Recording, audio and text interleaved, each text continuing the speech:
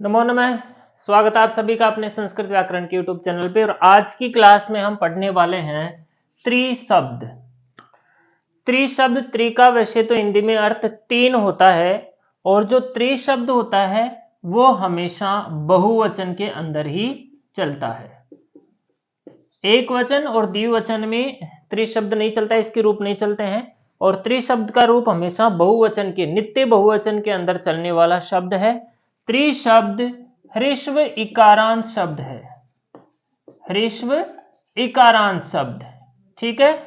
ह्रस्व इकारांत का मतलब ये हुआ कि त्रिशब्द के अंत में ह्रस्व छोटी ई आती है, इसलिए इसको ह्रस्व इकारांत शब्द कहा जाता है। अब यहाँ पे मोस्ट इंपॉर्टेंट प्रश्न अपना परीक्षा में ऐसा बनता है, क्योंकि त्रिशब्द का पुल्लिंग के अंदर और स्त्रीलिंग के अंदर जो रूप होते हैं वो बहुत ही ज्यादा, और हम अगर यहाँ पे माने तो एकदम पूरी तरह से डिफरेंट होते हैं, अलग अलग होते हैं, ठीक है। त्रिशब्द पुल्लिंग और स्त्रीलिंग दोनों के अंदर ही यहाँ पे चलता है। पुल्लिंग के रूप मैंने यहाँ पे लिखे हैं क्योंकि ये हम पहले भी पढ़ चुके हैं हमारे अजंत हल पुल्लिंग प्रकरण के अंदर। और अब हम जब पढ़ने वाले हैं आगे, हमारे त्रिशब्द से बनने वाले जो भी रूप होंगे, शब्द रूप होंगे, वो स्त्रीलिंग के अंदर हम पढ़ेंगे। तो एक बार मैंने सोचा दोनों को एक बार यहाँ पे लिख करके दोनों को एक साथ पढ़ाया जाए, जिससे अपने को अच्छे से समझ में आए। त्रिशब्द के जो पुल्लिंग के अंदर रूप जो चलते हैं वो हरि शब्द की तरह चलते हैं, और इनकी भी घी संज्ञा यहाँ पे होती है। और इनके रूप जो है वो प्रथमा में, द्वितीया में, तृतीया में, चतुर्थी में, पंचमी, षष्ठी, सप्तमी में। पुल्लिंग के अंदर प्रथमा के अंदर त्रयः बनता है हरये की तरह, द्वितीया में त्रीन बनता है हरिन की तरह, त्रिव्य हरिभि, त्रिव्य त्रिव्य, त्रयाणाम त्रयस त्रये एक सूत्र आता है, त्रयस त्रये, उससे षष्ठी के अंदर त्रि को त्रय आदेश हो जाता है। इस वजह से यहाँ पर जो रूप बनता है वो बनता है त्रयाणाम, और सप्तमी के एक वचन में जो रूप बनता है वो बनता है त्रिषु। अब हम बात करते हैं स्त्रीलिंग के अंदर। स्त्रीलिंग के अंदर और पुल्लिंग के अंदर त्रिशब्दों में क्या अंतर यहाँ पे रहता है। देखो, जो त्रिशब्द है उसका पुल्लिंग के अंदर त्रिशब्द को तीसरी आदेश होता है, ऐसे तीसरी आदेश, ठीक है। कौन से सूत्र से होता है? यहां पर एक सूत्र लिखा हुआ है, त्रिचतुरो स्त्रियाम तीसरी चतश्री, ठीक है। जब इस सूत्र की हम बात करते हैं यहाँ पे, तो इसमें बता रखा है कि त्रिशब्द और चतुर्शब्द, त्रिशब्द और त्रिचतुरोह, त्रिशब्द और चतुर्शब्द, स्त्रियाम, स्त्रियाम का मतलब हो गया कि स्त्रीलिंग के अंदर।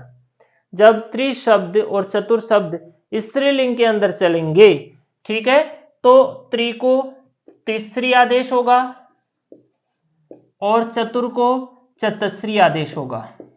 इस तरह से यहां पर त्रिशब्द को कौन सा आदेश हमारे पास हो जाता है? तीसरी आदेश।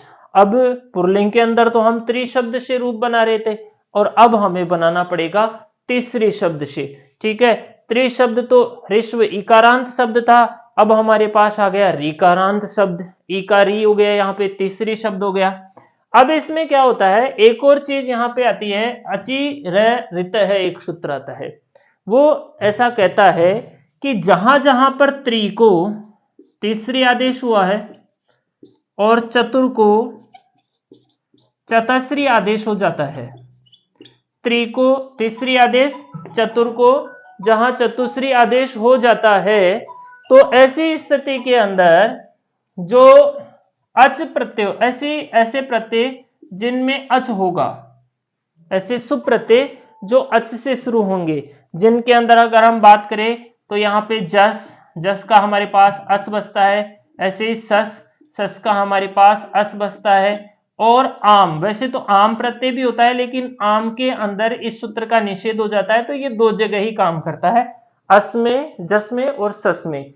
वहां पे क्या करता है, जो ये री होगा, तीसरी का री और चतस्री का री, इसको र आदेश यहाँ पे हो जाएगा।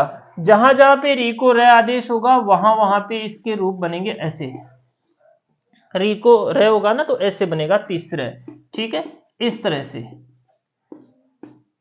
अब हम इनके शब्द रूप लिखते हैं कि स्त्रीलिंग के अंदर त्रि शब्द से कौन से शब्द रूप यहाँ पे चलते हैं। इन दोनों सूत्रों को हम अलग से एक क्लास अलग से बनाएंगे इस सूत्रों के ऊपर, और उनको वहां पे डिटेल से समझेंगे कि इनकी शर्तें क्या है, इनके कार्य क्या है। अभी हम सिर्फ त्रि शब्द पढ़ रहे हैं। यहाँ पे त्रि शब्द को यहाँ पर तीसरी आदेश होने के बाद में इनके रूप स्त्रीलिंग के अंदर कैसे यहाँ पे चलते हैं।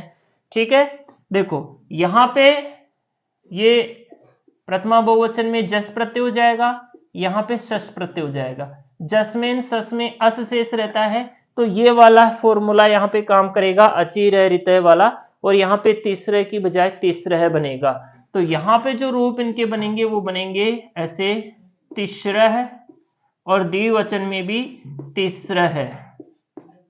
ठीक है, फिर अन्य विभक्तियों में सिर्फ ऐसे ही रहेगा, तो हम यहाँ पे बनाएंगे तिस्र भी, विस प्रत्यय होगा यहाँ पे, तो हम यहाँ पे बनाएंगे तिस्र भी।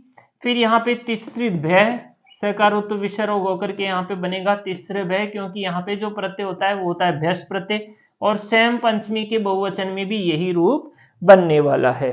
ठीक है, देखो यहाँ पर और यहाँ पर बहुत ज्यादा डिफरेंट आ रहा है। ये त्रय शब्द है, त्रि शब्द है, इससे बन रहा है, यहाँ पे तीसरी शब्द से बन रहा है। तो इन दोनों चीजों को हमें बहुत ज्यादा ध्यान रखना है। ये से प्रश्न प्रतियोगी परीक्षाओं में भी कई बार पूछे जाते हैं, और उनमें हम कंफ्यूजन हो जाते हैं और गलती कर बैठते हैं। ठीक है, यहाँ पे त्रयाणाम बनेगा। अब यहाँ पर भी होने को तो आम प्रत्यय है, अच से शुरू होने वाला है, अची रह रिते से यहाँ पे तीसरी को तीसरे आदेश होता है, लेकिन यहाँ पे निषेध होता है किसी सूत्र से, और उसी कारण से यहाँ पर जो रूप बनेगा इसका वो बनेगा तीसरी नाम, और इसके अंदर बनेगा तीसरी सु। ठीक है, यहाँ पे आम प्रत्यय होगा और यहाँ पर सुप प्रत्यय होगा। तो ये थे हमारे त्रि शब्द। अब आप देख सकते हैं कि पुल्लिंग में और स्त्रीलिंग में यहाँ पे कितना डिफरेंट है, और ऐसी चीज परीक्षा के अंदर अगर पूछी जाती है और स्त्रीलिंग के लिए त्रि शब्द का प्रयोग किया जाता है, तो हमें इन चीजों को अवश्य ही यहाँ पे ध्यान रखना चाहिए। ऐसे ही सेम प्रोसेस चतुर शब्द और चतुश्री के लिए यहाँ पे होगा। ठीक है, पुल्लिंग में त्रय, स्त्रीलिंग में तिस्र है, त्रीन तिस्र है, त्रिभि तिस्रभि, त्रिभ्य तिस्रिभ्य त्रिभ्य, फिर तिस्रिभ्य, त्रयाणाम तिसृणाम, त्रिषु तिसृषु।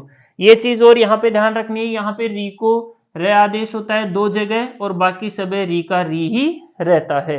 तो ये थी हमारी त्रिशब्द रूप जो स्त्रीलिंग और पुल्लिंग के अंदर। अच्छे से आपको समझ में आ गए होंगे। थैंक्स, धन्यवाद।